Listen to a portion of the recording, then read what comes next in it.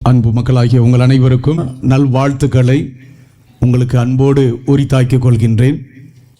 இன்று ஆண்டவர் நமக்கு கொடுத்திருக்கின்ற மிகப்பெரிய ஒரு ஆயுதமான இந்த நாவை கொண்டு எவ்வாறு நாம் ஆசீர்வாதமாக இருக்க போகிறோம் என்பதை சிந்திப்பதற்காக ஆண்டவர் நம்ம எல்லாரையும் அழைத்திருக்கிறார். ஆண்டவரின் ஆசீரை பெற்றவர்களாக நாம் அனைவரும் நம்முடைய இல்லம் செல்ல வேண்டும். இன்று நாம் ஆலயத்திற்கு கிளம்புகின்ற போது, எழும்பி வருகின்ற போது, அல்லது நம்முடைய வாழ்க்கையில் நாம் சந்தித்த ஒரு அனுபவமாக இருப்பது, கோவிலுக்கு போய் நீ என்னத்தை கண்ட, வருஷம் முழுவதும் நீ வேண்டிக் கொண்டுதானே இருக்கிறாய், நீ நினைத்தது எது உனக்கு கிடைத்தது, இன்று வரை நம்முடைய குடும்பம் இப்படித்தானே இருக்கிறது, துன்பத்திற்கு மேல் துன்பம் தானே வந்து கொண்டு இருக்கிறது, நீ எதற்காக கோவிலுக்கு போக வேண்டும், நீ கோவிலுக்கு போவதை முதலில் நிறுத்து என்றெல்லாம் நாம் கேட்டிருக்கிறோம்.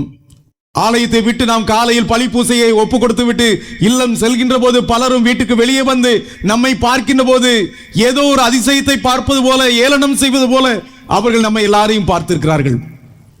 அப்போது பல ஏச்சுக்களும் பேச்சுக்களும் நம்மை வைத்து பலரும் பலவிதமான கிண்டல் பேச்சுகள் எல்லாம் பேசினார்கள். நாம் நினைத்த காரியங்கள் அனுகூலமாகுமா? நான் ஒரு காரியத்திற்காக ஜெபித்துக் கொண்டிருக்கிறேன், அந்த ஜெபத்தை என் பரமபிதா கேட்பாரா என்ற ஏக்கம் நம் ஒவ்வொருடைய மனதிற்குள்ளும் இருக்கிறது. இது உங்களுக்கும் எனக்கும் மட்டுமல்ல, விவிலியத்தில் வாழ்ந்து வந்த ஒவ்வொரு மாமனிதர்களும் இந்த துன்ப நிகழ்வை கடந்துதான் சென்றிருக்கிறார்கள். மண்ணுலகில் பிறந்த எல்லா உயிரினங்களிலும் மிகச்சிறந்த உயிரினமாக விலங்கினமாக பிறந்தவன் இந்த மனிதன் மட்டுமே. படைக்கப்பட்ட அத்தனை உயிரினங்களும் கடவுளை அருமையாக போற்றி கொண்டிருக்கிறது. என்ன நோக்கத்திற்காக படைக்கப்பட்டதோ அதை சிறப்பாக செய்து கொண்டிருக்கிறது. ஆனால் எல்லா உயிரினங்களிலும் மிகவும் உச்ச பரிணாமத்தின் உச்சமாக இருக்கக்கூடிய இந்த மனிதன் மட்டும்தான் படைத்த இறைவனையே மனநோகம் செய்தான். தன்னுடைய சொல்லாலும் செயலாலும் அந்த நாவை கட்டுப்படுத்தாத காரணத்தினாலும் படைத்த இறைவனையே மனநோக செய்தான். ஆக அப்படிப்பட்ட வாழ்வை மேற்கொண்டிருக்கிற நமக்கு பலவிதமான கவலைகள் நம்மை தொற்றிக் கொண்டிருக்கிறது. என்னுடைய வாழ்க்கையில் நான் எதிர்பார்த்து கொண்டிருக்கிற அந்த ஒரு காரியம் என்னுடைய வாழ்க்கையில் அது கிடைக்குமா என்ற கவலையானது நம்ம எல்லாருக்கும் நிரம்ப இருக்கின்றது. விவிலியத்திலே நாம் பார்க்கின்றோம், எல்கானா என்ற ஒரு மனிதர் வருகிறார். அவருக்கு அன்னா என்ற ஒரு மனைவியும் இருக்கிறார், இன்னொரு மனைவியும் இருக்கிறார். அவர் பெயர் பெனேனா. இந்த பெனேனாவுக்கு பல குழந்தைகள், 10 புதல்வியருக்கு மேலாக இருக்கிறார்கள். சாமுவேல் புத்தகம் முதல் புத்தகத்தில் நாம் முதல் அதிகாரத்தில் பார்க்கிறோம். இந்த எல்கானாவினுடைய மனைவியாக இருக்கக்கூடிய அன்னாவினுடைய வாழ்வை நாம பார்க்கின்ற போது 7வது வசனத்தில் பார்த்தீங்கன்னா, அவள் அழுது கொண்டிருந்தாள் என்ற வசனம் வருகிறது. எதற்காக அழுகிறாள்? இவருக்கு அந்த குழந்தை பாக்கியம் இல்லாம போன காரணத்தினால் அவருக்கு எல்கனாவினுடைய 2வது மனைவியாக இருக்கக்கூடிய அந்த பெனேனாவே அவரை ஏளனம் செய்கிறார், பரிகாசம் செய்கிறார். ஒவ்வொரு ஆண்டும் பலியிடுவதற்காக எல்கானா ஆலயத்திற்கு செல்கின்ற போது இந்த அன்னாவும் ஆலயத்திற்கு செல்வார். அப்படி ஆலயத்திற்கு செல்கின்ற போதெல்லாம் இந்த பெனேனா அவரை ஏளனம் செய்கிறார். அந்த வசனத்தை படித்து பார்த்து விடலாமா?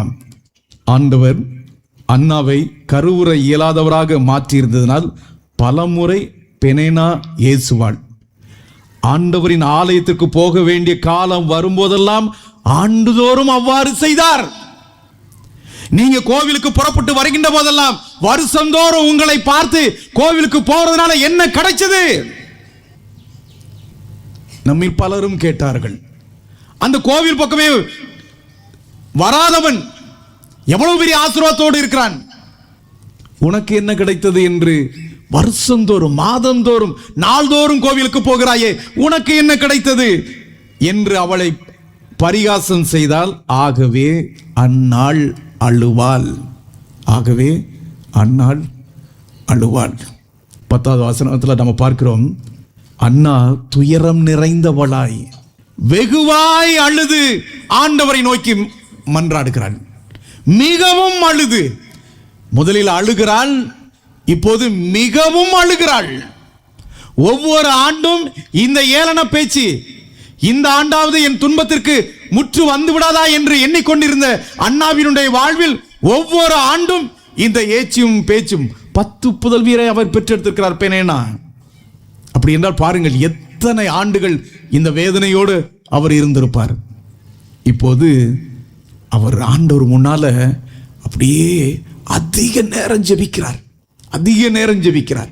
ஏலி பார்க்கிறார், என்ன இவ? இப்போ இந்த ஏலி ஒரு குரு, அண்ணா ஒரு சாதாரண பெண்மணி, குடும்பத்தில் உள்ள ஒரு சாதாரண பெண்மணி. ஏலி நாவை அடக்கவில்லை, ஆனால் அண்ணா நாவை கட்டி ஆளுகிறார். அவர் ஆலயத்தில் ஜெபிக்கிறதை பார்த்து கொண்டு இருக்கிறார் ஏலி.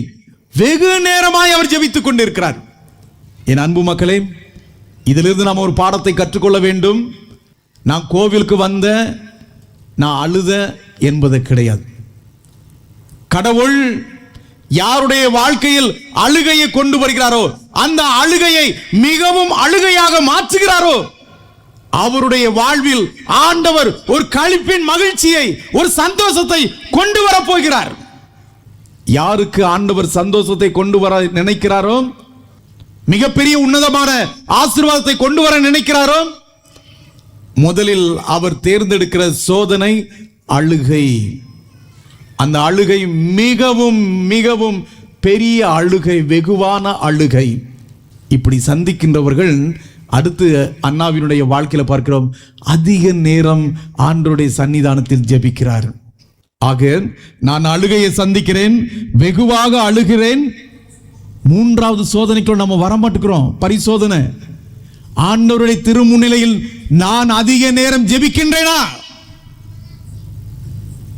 நம்ம துன்பம் வந்த உடனே, துயரம் வந்த உடனே நாம எடுக்கிற முதல் உறுதிப்பாடு, முடிவு, கோவிலுக்கு போகக்கூடாது, ஆண்டவர்கிட்ட பேசக்கூடாது, இனி நான் மனம் போன போக்கில் போறேன்னு சொல்றோம். ஆனால் அண்ணா இவ்வாறு அழுவதற்கு காரணமாக இருந்தது ஆண்டவர் அவருடைய கருப்பையை அடைத்த காரணத்தினால். ஆக பல வாசல்களை ஆண்டவர் நம்முடைய வாழ்க்கையிலும் அவர் அடைக்கலாம். அவரிடத்தில் நாம் தொடர்ந்து வருவோம் என்றால், இந்த அண்ணா ஜெபம் பண்றார். அப்படியே சொல்றார், உம் அடியாளுக்கு ஒரு ஆண் குழந்தை கொடுத்தால் அவன் வாழ்நாள் முழுவதும் உமக்கே, ஆண்டவராகிய உமக்கே ஒப்பு கொடுப்பேன். அழுறாப்ல, வெகுவாய் அழுகிறாப்ல, அதிக நேரம் ஜெபித்து கொண்டிருக்கிறாப்ல. இப்போ ஏலி 13வது வசனத்தில் இறுதியில் அவள் குடி வெறியில் இருப்பதாக ஏலி எண்ணி அவளை நோக்கி, எத்தனை காலம்தான் இப்படி குடி வெறியில இருப்பாய்? உனக்கு போதை தரும் திராட்சை ரசத்தை கொஞ்சம் கூட செரிக்கும்படி விடக்கூடாதா? தொடர்ந்து குடிச்சிட்டே இருக்கிறியே. நாவை கட்டுப்படுத்தாமல் ஏலி பேசுகிறான். ஆனால் இந்த அண்ணாவுடைய பதிலை பாருங்க. குருவே, அப்படி அன்று நானோ மிகவும் அபவாக்கியவாதி, திராட்சை ரசத்தையோ போதை தரும் வேறு எதையோ நான் குடிக்கவில்லை. என் ஆன்மாவை ஆண்டவர் திருமுன் திறந்து காட்டினேன். இப்படி அழகான பதில் சொல்றாங்க பாருங்க. என் ஆன்மாவை ஆண்டவர் திருமுன் திறந்து காட்டினேன். அப்படி ஏலி சொல்றாரு, சமாதானமா போயிட்டு வாமா. அந்த 17வது வசனத்தில் நாம் பார்க்கிறோம், இஸ்ராயலின் கடவுளாய் ஆண்டவர் எப்போதும் உன்னோடு இருப்பார். வார்த்தையை மாற்றுகிறார். 2ஆம் அதிகாரத்திலே 1வது வசனத்திலே அவர் சொல்கிறார், உமது மீட்பினால் நான் மகிழ்ந்தேன் என்று சொல்லி எதற்காக ஜெபித்தாரோ, எதற்காக வசைமொழி ஏற்றாரோ, எதற்காக வெகுவாய் அழுதாரோ, ஆண்டவர் அவருக்கு கொண்டு வந்த ஆசீர்வாதம் தான் அந்த மிகச்சிறந்த தன்னுடைய ஆண்டவருடைய அவருக்கு விரும்பிய அந்த மகனை ஆண்டவர் கொடுக்கிறார். என் அன்பு மக்களே, ஆண்டவரும் நம்முடைய வாழ்க்கையில இப்படி அற்புதங்களை ஒன்றன் பின் ஒன்றாக செய்து கொண்டிருக்கிறார்.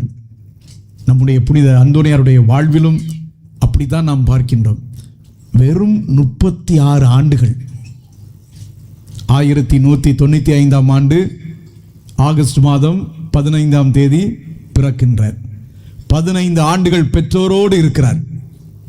2 ஆண்டுகள் லிஸ்பன் தேசத்திலே கல்வி பயிலுகிறார் குறுமடத்தில். 9 ஆண்டுகள் அவர் கோயம்புரா பட்டணத்தில் போய் அங்கே போய் அகுஸ்தினார் சபையில் இருக்கிறார். மொத்தம் எத்தனை ஆண்டுகள் வந்துட்டு 25 ஆண்டுகள் வந்துவிட்டது. மீதமுள்ள 10 ஆண்டுகள் தான் அவர் பிரான்சிஸ்கன் சபையிலே சேர்ந்து அங்கே அற்புதமாக பணியாற்றுகிறார். 36 வயது. ஏறக்குறைய 1231 ஆண்டு நம்முடைய புனிதர் ஜூன் மாதம் 13ஆம் தேதி வெள்ளிக்கிழமை இறந்து விடுகிறார். செவ்வாய்க்கிழமை அடக்கம் செய்யப்படுகிறார். அந்த வரலாறு எல்லாம் நாம் பார்ப்போம். ஏறக்குறைய ஒரு 32 ஆண்டுகள் கழித்து கிபி 1263 ஆண்டிலே பதுவாவில் இருக்கக்கூடிய சட்டமன்ற உறுப்பினர்களுடன் சேர்ந்து ஒரு முடிவெடுக்கிறார்கள். நாம நம்முடைய ஊரில் மரியன்னைக்காக ஒரு பெரிய பேராலயம் எழுப்பியிருக்கிறோம். இதுவரை நம்முடைய அன்பு பிதா என்று நம்முடைய தகப்பன் என்று அழைக்கப்படுகின்ற புனித அந்தோனியாருடைய கல்லறையானது பொது கல்லறையில் இருக்கிறது. இப்போது நாம் அந்த கல்லறையை திறப்போம். திறந்து அந்தோனியாருடைய உடல் அல்லது அவருடைய திருப்பண்டம் ஏதாவது இருக்கும் என்றால் நம்முடைய ஆலயத்தின் உள்ளே நாம் வைப்போம் என்ற முடிவெடுக்கிறார்கள். அதன் அடிப்படையில் 32 ஆண்டுகள் கழித்து என்ன செய்கிறார்கள்? கல்லறையை திறக்கிறார்கள். அப்பொழுது பிரான்சிஸ்கன் சபையினுடைய தலைவராக இருக்கக்கூடியவர் தான் பெனவேந்தூர். இந்த பெனவேந்தூர் தான் அவரும் புனிதராக பிற்காலத்தில் திருச்சபையால் போற்றி புகழப்படுகிறார். அந்த பெனவேந்தருக்கு முன்பாக கல்லறையானது திறக்கப்படுகிறது. அப்பொழுது திறக்கப்படுகின்ற போது இதிலிருந்து துர்நாற்றம் வருவதற்கான வாய்ப்புகள் கிடையாது. ஏனென்றால் 36 ஆண்டுகள் போல கழிந்து போய்விட்டது.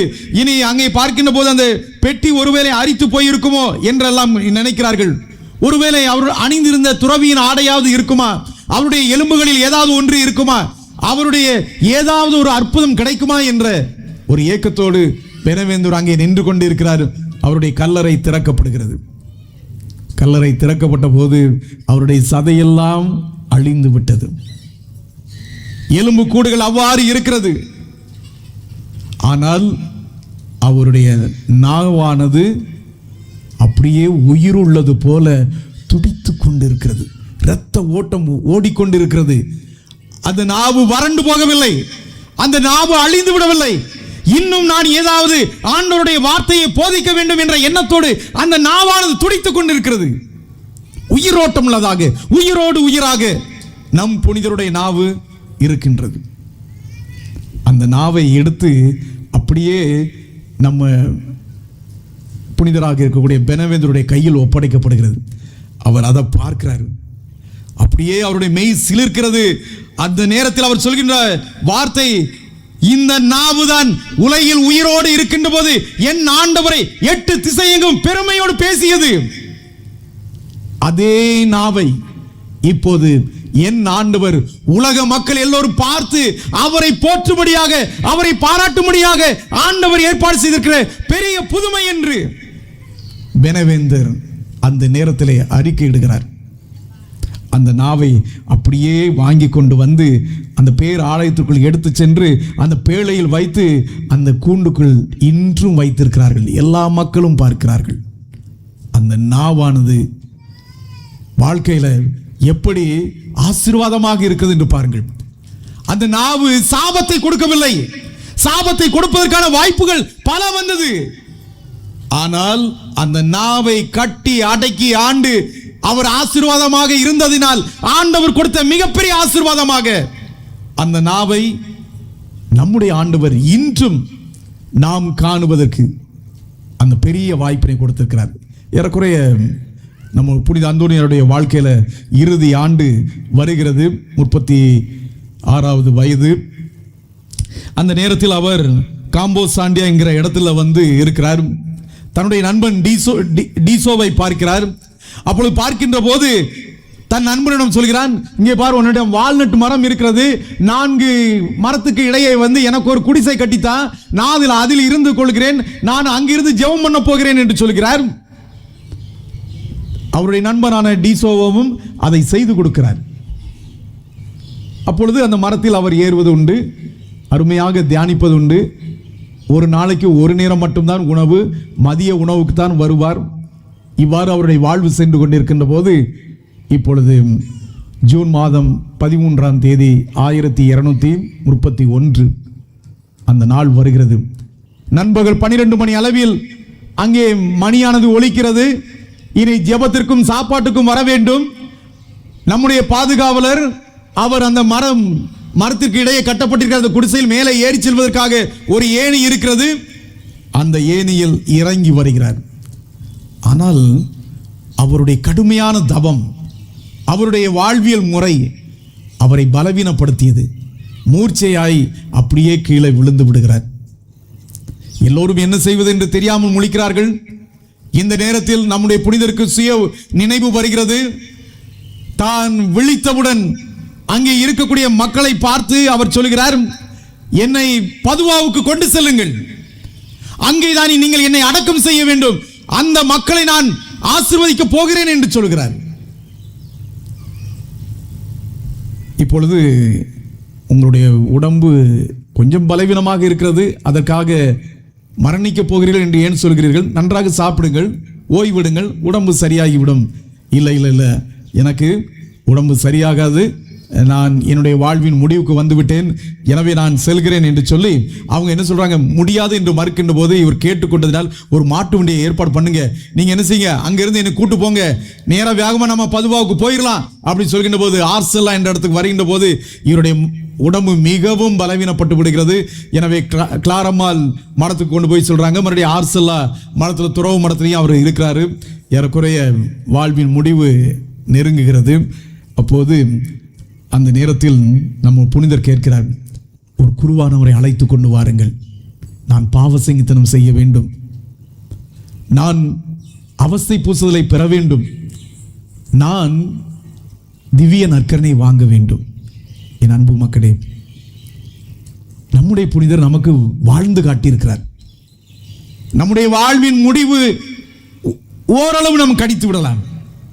இனி நாம் எழ இயலுமா முடியாதா என்பது தெரியும். எத்தனை பேருடைய மனது நான் இந்த இறுதி திவ்ய நற்கரணையை, இந்த திருவருள் சாதனத்தை நான் பெறுகிறேன் என்று நம்மில் எத்தனை பேர் நினைக்கிறோம் என்று பாருங்கள். ஆனால் என் வாழ்க்கையிலும் நான் இத்தனை ஆண்டுகளாக குருவாக இருந்திருக்கிறேன். இந்த ஆண்டுதான் ஆண்டவர் என்னுடைய வாழ்க்கையிலும் ஒரு அற்புதத்தை காட்டினார். அது கடகுலத்தில் தான் நடந்தது. இன்று அவர் இறந்து விட்டார். நாளை தினம் அவரை அடக்கம் செய்ய இருக்கிறோம். அவ்வளவு ஒரு பக்தி, அவ்வளவு ஒரு ஆண்டவர் மீது கொண்ட அன்பை வெளிப்படுத்தினார். அந்த இறுதி முடிவு வருகிறது என்று தெரிந்தவுடன் அவர் 3 பேரை மட்டும்தான் அடிக்கடி பெயரை சொல்லிக் கொண்டிருந்தார். அதில் ஒன்று, பங்கு தந்தையை கூப்பிட்டு வாருங்கள். அங்கே நான் போய் பார்க்கின்ற போது அவருடைய நான் எல்லாம் உள்ளே இழுத்து கொண்டது, பேசுவது சரியாக புரியவில்லை. எனவே நான் அந்த அவஸ்தை பூசல் என்ற திருவருள் சாதனத்தை கொடுக்கிறேன். அப்போ அவங்க அந்த கை வந்து இப்படி கொஞ்சம் முன்னால் போய்கிட்டே இருக்குது. அப்போ ஃபாதர் ஃபாதர் ஃபாதர் அப்படின்னே சொல்கிறாங்க. ஆனால் எனக்கு ஒன்றுமே புரியலை. அந்த நேரத்தில் அங்கே இருந்த ஒரு அம்மா தான் சொல்கிறாங்க, ஃபாதர் அவங்க நற்கரணை கேட்குறாங்க. எனக்கு ஆச்சரியம். அந்த அம்மாட்ட கேட்குறேன், இம்மா நன்மை வேணுமா உங்களுக்கு? ஆமாம் நன்மை வேணும். விழுங்கிருவீங்களா? நாக்கு உள்ள இழுத்த மாதிரி இருக்குதே, விழுங்கிருவீங்களா? நான் விழுங்கிருவேன். உடனே கோயிலுக்கு ஓடி போனேன். போய் நற்கரணை எடுத்து கொண்டு போய் என் பாவமே என் பாவமே என்று சொல்கின்ற போது அதுவரை கை இவ்வாறு அசைந்து கொண்டிருக்க இந்த கை இப்படி அசைகிறது. அந்த ஜெபத்திலே விண்ணுலகில் இருக்கிற எங்கள் தந்தையை சொல்கின்ற போது அதுவரை கை ஒன்று சேராமல் இருந்தது, ஒன்று சேர்கிறது. நற்கரணை கொடுத்து விட்டேன். பயபக்தியோடு வாங்கினார்கள். கொஞ்சம் வாயை திறந்து காட்டுங்கன்னு சொன்னேன். அது அப்படியே தானே இருந்தது. உடனே தண்ணீர் ஊற்றினோம். 3 தடவை தண்ணி ஊற்றி, எல்லாம் விழுங்கிட்டீங்களா? விழுங்கிட்டேன் ஃபாதர். என் அன்பு மக்களே, பாருங்க, இந்த இடத்துல நம் புனிதர் ஒரு ஃபாதரை கூட்டுவாங்க. நான் பாவ சங்கீதம் செய்யணும், அவஸ்தை பூசல் என்ற திருவருட்சாதனத்தை பெறணும், அந்த திவ்ய நற்கரணை வாங்கணும். எல்லாம் கொடுக்கப்பட்டு விட்டது. இப்பொழுது அந்த நவ சன்னியாசிகள் தங்களை சுற்றி இருக்கிறார்கள். லூகாஸ், ரோஜர் என்ற 2 நவ சன்னியாசிகள், மற்ற சன்னியாசிகள் எல்லோரும் இருக்கிறார்கள். அவங்கள பார்த்து தாவீது ராஜா இயற்றிய அந்த 7 தவ சங்கீதங்களை பாடுங்க, என் மரணத்தை நான் ஆயத்தம் செய்ய வேண்டும். அந்த 7 தவ சங்கீதங்களை பாடுகின்ற போது நம் புனிதரும் சேர்ந்து பாடுகிறார். இந்த நேரத்தில் எல்லா ஜெபமும் முடிந்து விட்டது. நம்முடைய புனிதர் அப்படியே வானத்தை பிரகாசமாக பார்த்து கொண்டு இருக்கிறார். அந்த நேரத்தில் தன் தாய் கற்றுக் கொடுத்த அந்த ஜெபத்தை, அந்த பாடலை, தொட்டிலை ஆட்டுகின்ற கை சொல்லுலகை ஆளும் என்பது போல நம்முடைய புனிதரின் தாய் அந்த தொட்டிலை ஆட்டுகின்ற போது அவர் கற்றுக் கொடுத்த அந்த மரியன்னையின் பாடலை அந்த இறுதி நேரத்திலும் நம் புனிதர் பாடினார். ஓ மகா பாக்கியம் பெற்ற ஆண்டவளே, இந்த உலகில் பிறந்த எல்லா பெண்ணினங்களிலும் மேலானவளே, அந்த ஆண்டவரையை இந்த மண்ணுலகிற்கு கொண்டு வந்த வாசலே, அந்த தேவாதி தேவனுக்கு அமுதூட்டியவளே, அந்த தேவாதி தேவானை தாளாட்டி வளர்த்தவளே, இக்காலத்திற்கும் எக்காலத்திற்கும் முக்காலத்திற்கும் நீயே கன்னிகையாக இருக்கிறீர் என்று சொல்லி எல்லா மனிதர்கள் சகல சமனுடைய சுதிகளும் ஆராதனையும் உமக்கே என்று சொல்லி பாடுகிறார். அந்த இறுதியான பாடலை பாடி எல்லாம் நிறைவேறிற்று என்று சொல்வது போல நம்முடைய புனிதரும் அந்த இறக்கின்ற தருணம் வருகின்ற போது, என்னத்தை வானத்தில் அண்ணாந்து பார்த்துட்டே இருக்கிறீங்களே, எதையோ உற்று பார்த்து கொண்டிருக்கீங்களே, என்ன பார்க்கிறீங்க? என் ஆண்டவரை பார்க்கிறேன். என் ஆண்டவர் வல்லமையோடு வந்து நிற்கிறார். என் அன்பு மக்களே, நம்ம புனிதருடைய வாழ்க்கையில் பார்க்கின்ற போது அவர் அகுஸ்தினார் சபையில் இருக்கிறார். அந்த சபையில் இருக்கின்ற போது அந்த நேரத்தில் பிரான்சிஸ்கன் சபையிலிருந்து ஒரு 5 பேரை மொரோக்கா தேசத்திலிருந்து வேத சாட்சியாக அவர்கள் வெட்டி கொலை செய்யப்பட்டிருக்கிறார்கள். அவர்களுடைய உடல்களை எடுத்து கோயம்புரா பட்டணத்துக்கு வருகிறார்கள். இன்றும் அது அருமையாக அந்த 5 பேருடைய கல்லறை அந்த பட்டணத்தில் இருக்கிறது. அவ்வாறு வருகின்ற போது நானும் வேத சாட்சியாக மரிக்க வேண்டும், ஆனால் இருப்பதோ அகுஸ்தினார் சபை, சேர வேண்டியது பிரான்சிஸ்கன் சபை. ஒரு சபையிலிருந்து இன்னொரு சபைக்கு மாறுவது என்பது அன்றைய காலகட்டத்தில் எளிதான ஒரு காரியம் அல்ல. கேட்கிறார்கள், ஏன் சேர விரும்புகிறாய்? வேத சாட்சியாக மரிக்க வேண்டும், அவ்வளவுதான்.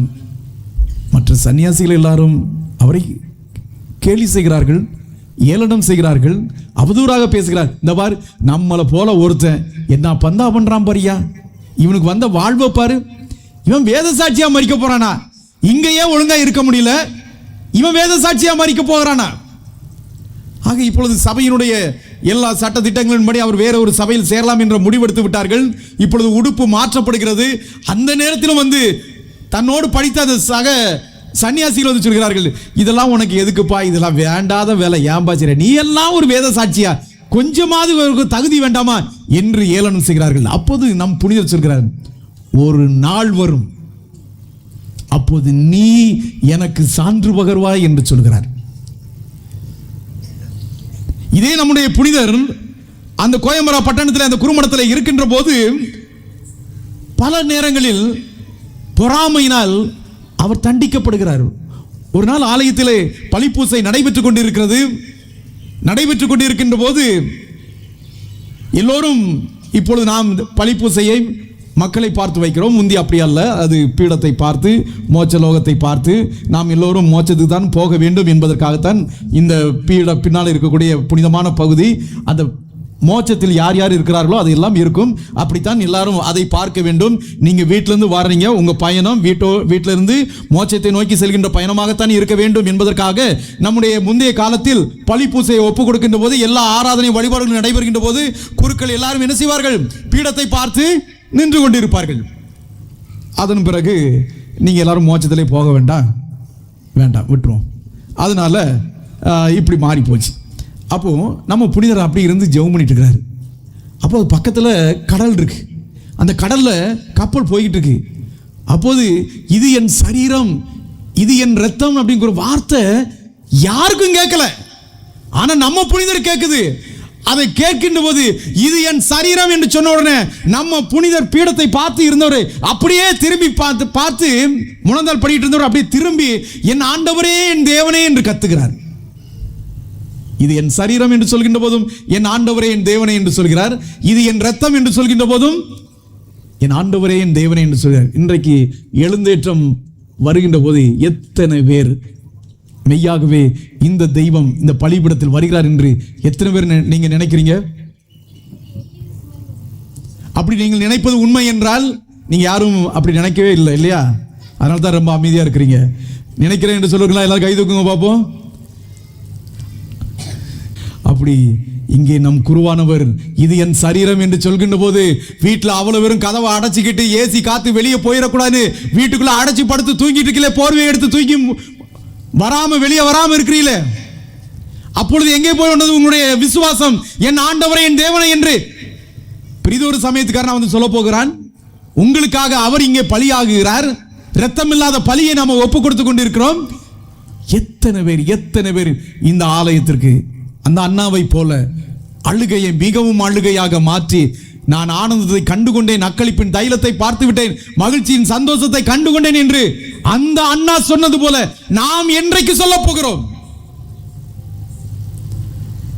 நம் புனிதர் இப்படி சொன்னவுடன் கூட இருந்த சன்னியாசிகள்லாம் போய் மேலாளர்கிட்ட போய் போட்டு கொடுத்தாங்க. பலி பூசையில் அவர் பக்தியோடு இல்லை, பராக்கோடு இருந்தார். எடுத்தாரு, சாட்டையை எடுத்து நல்லா நைய புடைச்சி அடிக்கிறாரு. மிகப்பெரிய செல்வந்தர் வீட்டில் மிகப்பெரிய ஆள் பணபலம் பின்னணியோடு வந்தவர் தான் நம் புனித அந்தோனியார். அவர் நினச்சிருந்தாருன்னா வீட்டுக்கு ஒரு ஃபோனை போட்டு என்னை இப்படி அடிச்சு விட்டாரு மேலாளர், அதனால் நீங்கள் வந்து என்ன செய்யணுமோ செய்யுங்கன்னு சொல்லியிருக்கலாம். ஆனால் நம் புனிதர் ஒன்றுமே சொல்லலை, அப்படியே அமைதியாக இருக்காரு. அதுக்கு தான் மேலாளருக்கு வருது, நீ இப்படி செய்ய மாட்டிய, என்ன நடந்துச்சு? அப்போ அங்கே ஒரு பழி பூசை நடைபெற்று கொண்டிருந்தது. என் ஆண்டவரே என் தேவனே என்று நான் சொன்னேன். ஐயோ, இப்படி மாசற்ற ஒரு புனிதனையா நான் அடித்து விட்டேன் என்று அந்த மேலாளர் வருத்தப்படுகிறார். தன்னுடைய வாழ்க்கையில எத்தனையோ முறை முறுமுறுப்புக்கான வாய்ப்பு கிடைத்தது. தன்னை அவமதித்தவர்களையும் தன்னை பழி வாங்கியவர்களையும் ஒருபோதும் தன்னுடைய மனதளவில் கூட அவர்களுக்கு அவர் துரோகம் நினைக்கவில்லை. இப்போது அவர் வாக்குறுதி கொடுத்து விட்டார், காலம் வரும் நீ எனக்கு சான்று பகர்வாய். அது வந்தது. 1232 ஆண்டு மே மாதம் 30 மறந்துடாதீங்க. ஐயோ, அந்த கேள்வி கேட்கலாம்னு நினைச்சிருந்தா நானே கொஞ்சம் முன்னாடி சொல்லிட்டேன். இறந்தது 1231 ஜூன் மாதம் 13. இப்போ 1232 மே மாதம் 30.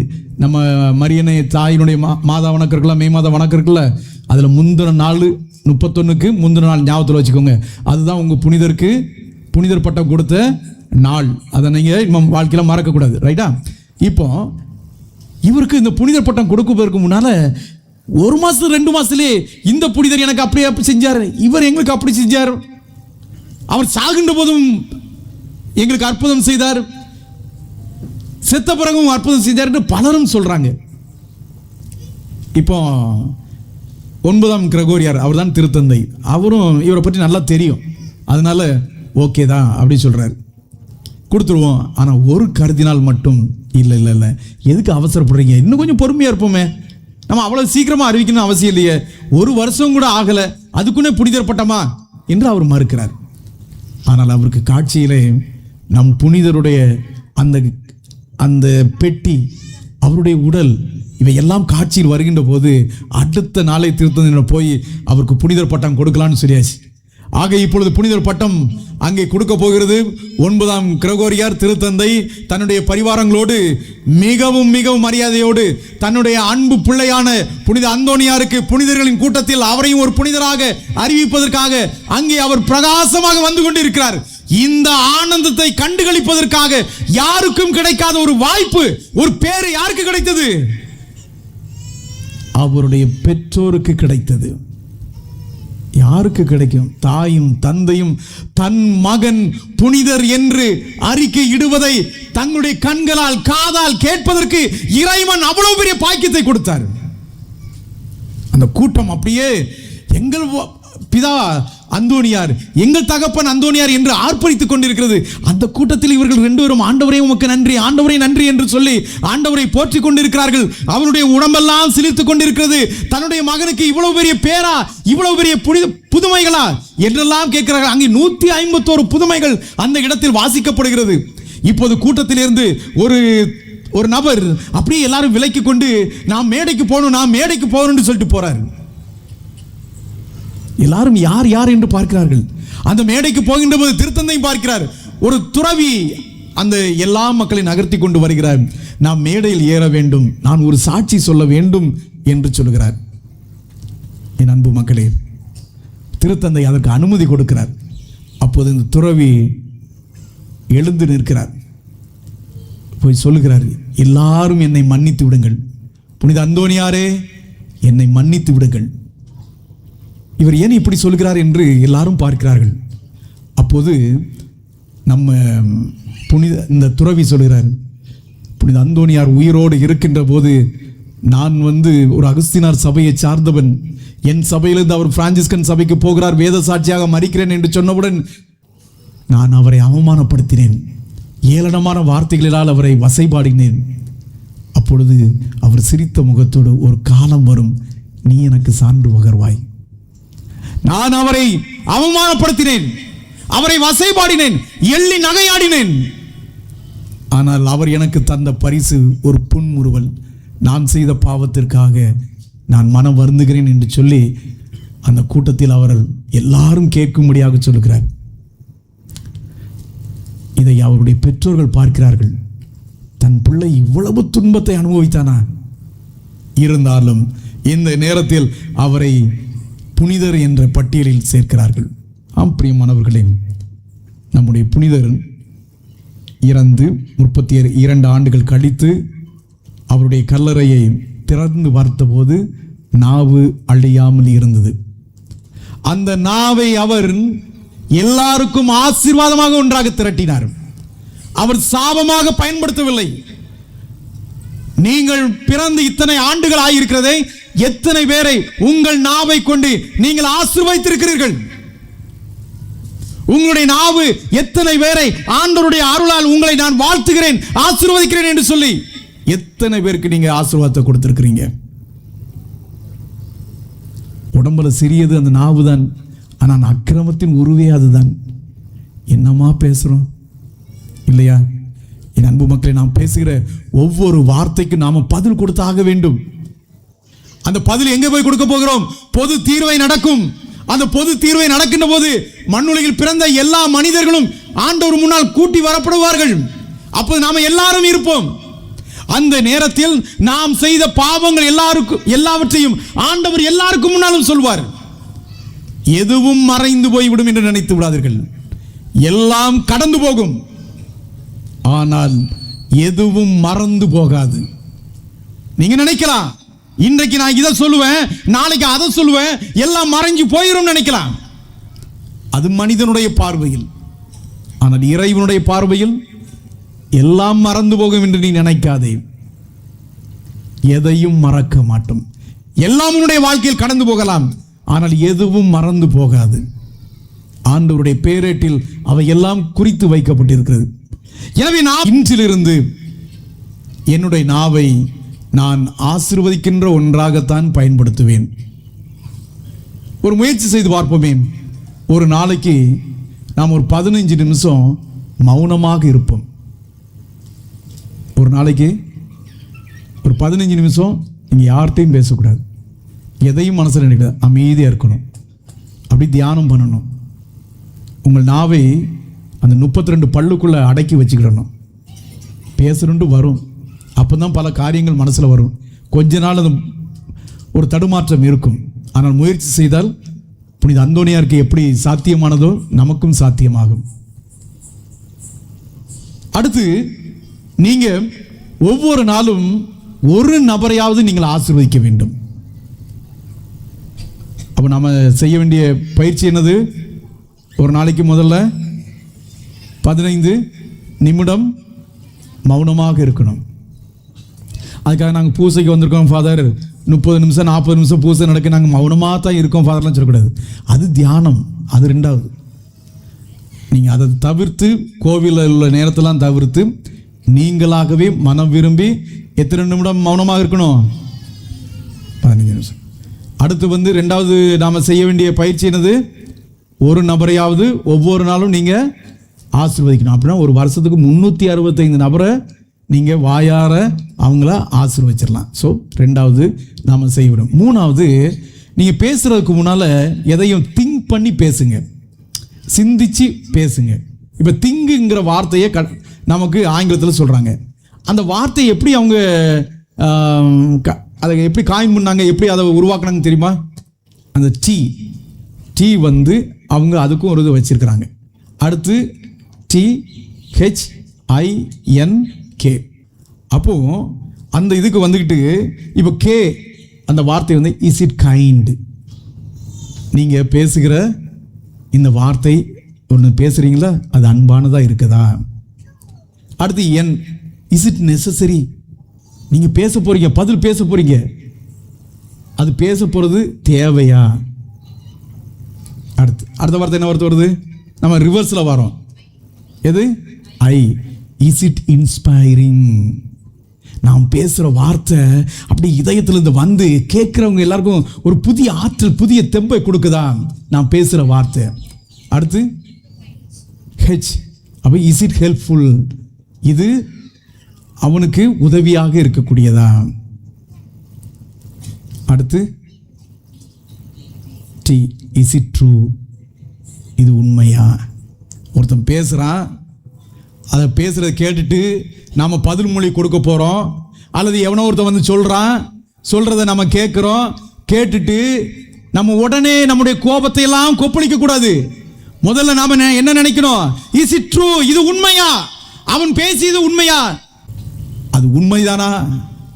சரி, இப்போ நான் கேட்டுட்டேன், இதுக்கு நான் பதில் மொழி கொடுக்க போறேன், இது உதவியாக இருக்குமா? இது அவனுக்கு ஒரு வலுவூட்டக்கூடிய ஒன்றாக இருக்குமா? இது நான் இப்படி பேசுற பதில் உண்மையிலே தேவையா? அப்படியே நான் பேசினாலும் அன்போடு பேசுகிறேனா என்று நாம எப்பவுமே நம்முடைய நாவை ஒரு வார்த்தையை பேசுவதற்கு முன்னால, பயன்படுத்துவதற்கு முன்னால இந்த திங் என்ற வார்த்தையை நம்ம வாழ்க்கையில் என்ன செய்யணும்? யோசித்து பார்க்கணும். இவ்வாறு நாம் செய்கின்ற போது நம்முடைய வாழ்க்கையில் புறம் பேசாமல், இல்லாத பொல்லாத பற்றி காலையிலேயே எந்திரிச்சு வீட்டு முன்னால் எல்லா பிள்ளைகளையும் ஸ்கூலுக்கு அனுப்பி விட்டுட்டு அந்த அன்றைக்கி ஒரு மாநாடு நடக்கும். அந்த மாநாடு நடக்கும்போது அவ்வளோ பேரும் பல்லு விளக்காமல் நம்ம நின்றுட்டு கிராமத்தில் நம்ம நின்று கதை பேசுவோம். அடுத்து கொஞ்சம் நேரம் கழிச்சுன்னு மீன் வருதான்னு பார்ப்போம். அந்த மீன் வருகைக்காக காத்திருக்கும் போது ஒரு திண்டில் உட்காந்துட்டு நம்ம பேசுகிற பேச்சு, கதை, வசனத்தெல்லாம் பார்த்தேன். நான் ஒரு சில நேரத்தில் நினைப்பேன், அந்த இடத்துலலாம் ஒரு கேமராவை ஃபிட் பண்ணிடலாமான்னு நினைப்பேன். இருக்கிற அத்தனை வம்பு தும்புகள் பூரா அங்கே பேசப்படுகிறது. ஒரு கத்தோலிக்க கிறிஸ்தவர்களாகிய நாம் ஒரு ஆள் இல்லை என்றால் அவர்களை பற்றி நாம் பேசக்கூடாது. நன்மையான காரியங்களை பேச வேண்டும். இந்த நாவினால் சாபத்தை கொண்டு வந்து விடக்கூடாது, அது ஆசீர்வாதத்தை கொண்டு வர வேண்டிய ஒன்றாக இருக்க வேண்டும். அவ்வாறு செய்கின்ற போது புனித அந்தோனியாரை மகிமைப்படுத்திய இறைவன் நமக்கும் அந்த விண்ணகத்தில் மகிமையான இடத்தை தருவார். அத்தகைய வாழ்வை நாம் வாழ்வோம். இறைவன் என்றும் நம்மோடு துணை நிற்பாராக. ஆமென்.